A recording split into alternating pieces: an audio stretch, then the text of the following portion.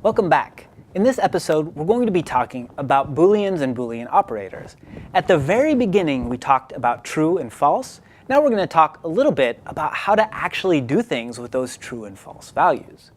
Now, they're really one of the keys to writing programs that do interesting things. Now, in this particular piece of code, we're going to look at the basic Boolean operators. And these will return true if the expression they're evaluating evaluates to true, and they'll return false if the expression evaluates to false. So here, we can test if two values are the same using two equal signs. The reason it's two and not just one is we already have used the equal sign to set variables. So 5 equals 5 will evaluate to true. To test if two values are not the same, we can say 5 exclamation point equals. Okay? So this means not equals 5. And we'll see this exclamation point as a negator quite a lot in these scripts. So 5 does not equal 5. Well, of course it does. So this will evaluate to false. We can test if one value is larger, or is less than another with the less than sign. 5 is less than 6. This is, of course, true. We can test if one value is greater than another. 5 is greater than 5, which is false. We can test less than or equal to using the less than or equal to sign. So 5 is less than or equal to 6, which is true. We can also check, is it greater than or equal to, with the greater than or equal to sign. So these are all pretty basic. The only strange thing is the two equal signs for the Boolean operators. We can also use these on non-numeric values. We can check if two strings are the same, A equal B. This is actually false because A does not equal B. You can also check if two variables are actually the same object. Okay? A equals a list that contains just hello, and B equals a list that contains just hello. Now this is going to evaluate to false because these two lists exist at two different points in memory, or two different memory locations, so they're not the same object. If I print A is B, you'll actually see that this is false. If I set C equal to A, we'll see that A is C, because C is just referring to the same list that A is. I'll go ahead and run this, because this, if you've not dealt with this before, this might be a little bit weird. So we can see that that first statement is false, so that hello does equal hello, but it is not hello. It's a little weird. And then we can see the second one evaluated as true. So once we have all of these Boolean evaluations, what do we do with it? Well, the easy thing is we can actually go in and say if. So if statements are very useful if you want to execute code that only happens if whatever you are evaluating is true. Otherwise, you skip it. Now, this is a new concept in our coding.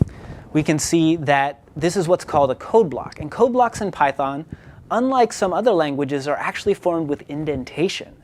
So they start with a colon, and then in the next line, it's indented out. This is a little bit different than some other languages where it might start with if and then end with the end keyword. And this indentation is determined by either a tab character or for spaces to mark one level. So whatever code is indented is going to execute if and only if the expression evaluates to true. Otherwise, the program will just move on to the next unindented line and continue executing the program. So if 10 is less than 20, colon, and then on the new line, tabbed out once, print exactly, this will execute because 10 is less than 20. This next line on 18 and 19, if 10 is greater than 20, tab, print, what a crazy world, you'll see that this is never going to execute because 10 is not greater than 20. And then on line 23, I just put another print statement so you can see that this will still evaluate even though the last statement was false because it's not indented out. So I'll go ahead, Python 07 Booleans 3, And we can see exactly, and here we are. We can see that the code inside here, what a crazy world, didn't execute because, of course, 10 is not greater than 20. In many cases, what you'll want to do is you'll actually want to say, OK, well, if this isn't the case, then do something else. So we can use if-else statements to execute a different block of code, if the first statement fails. So if 30 is less than 20, print, hey, isn't it weird? 30 is smaller than 20. Else print, I guess 30 wasn't smaller than 20. So in this particular case, only that second print statement will get printed. You can also add multiple conditions with elif or else if. So if 10 is greater than 10, a equals 10 is larger than 10. Elif 10 equals 10, 10 is equal to 10. Elif 10 is less than 10, a equals 10 is smaller than 10, else everything is meaningless. And then at the very end, I'm just going to print a. And here we can see that it's actually going to print 10 is equal to 10 because this is the line that actually will evaluate to true. And remember, they always start with a colon and are indented. So I'll go ahead and run this. And we can see, oops, if else 1. I guess 30 wasn't smaller than 20, and 10 is equal to 10. So this behaved exactly as we would expect. But this isn't always the case. So if, elif, else statements are actually one of the first opportunities to encounter a bug that the code's still going to run, but it's going to give us a bad answer. So when you're using if, elif statements, as soon as anything evaluates to true, it's going to exit out of the block. So beware a situation like this. A is equal to 10. If a is greater than 1, b equals a is closest to 1. Elif a is greater than 5, b equals a is closest to 5. A is greater than 6, it's closest to 6. 8 is closest to 8, and b, not sure what you're looking for. When we print this, you'll notice that of these numbers, 8 is the closest to 10. But that is not at all what happens, because it says a is closest to 1. That is because as soon as Python hits a true evaluation, it's going to say, aha, we're done. Let's move to the end of this block. And then it's just going to print that out. So just be aware that you have to be really careful with that. You could just do this in reverse and you'd be fine. So let's stay here and look at the next piece of code. You can have multiple conditions in your if statements. So you can say if I equals 6, if I is less than 10 and I is greater than 5, print I is less than 10 but greater than 5. Now this will evaluate to true if both statements are true, or will evaluate to true if one or the other of the statements is true. So if I is less than 5 or I is less than 10, just print out I is either less than 5 or less than 10, possibly both.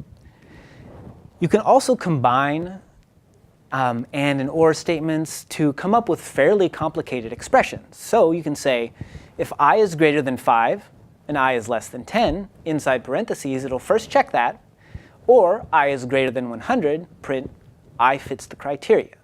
Because this statement, I is greater than 5 and less than 10, evaluated to true, this whole statement will evaluate to true because only one of these is true.